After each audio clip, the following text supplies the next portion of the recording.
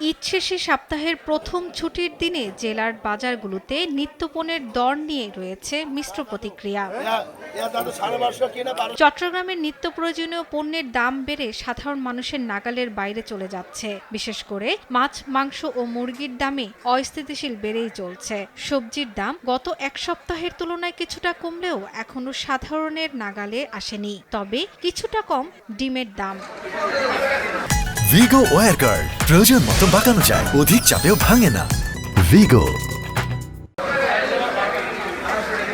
নেত্রকোনার কেন্দুয়া উপজেলার পাইকারি মাছের আড়তে রুই, কাতলা, মৃগেল, সিলভার, তেলাপিয়া, পাবদা সহ সব ধরনের মাছের সরবরাহ যেমন বেড়েছে তেমনি দামও বেশি।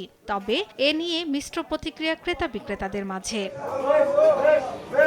ঝালকাঠির বাজারে সবজির দাম কম, বেড়েছে মাছের দাম। বাজারে ছোট ইলিশ বিক্রি হচ্ছে 1000 টাকায়, চিংড়ি 1200, পাঙ্গাস 250 ও তেলাপিয়া 200 টাকায় বিক্রি হচ্ছে। আগের চেয়ে বেশি, 300 টাকা বেশি দাম। 800 টাকা ছেলে অন্তত 1000 টাকা 1100 টাকা চাই। মাছ আগে কিনছি 800 টাকা, এখন চাই 1200, 1250, 1150। দাম অতটা বেশি না, কিন্তু কাস্টমার কম, মাছ আছে। দ্রুত বাজার সিন্ডিকেটের মাধ্যমে সব পণ্য নাগালের মধ্যে আনার দাবি ক্রেতাদের।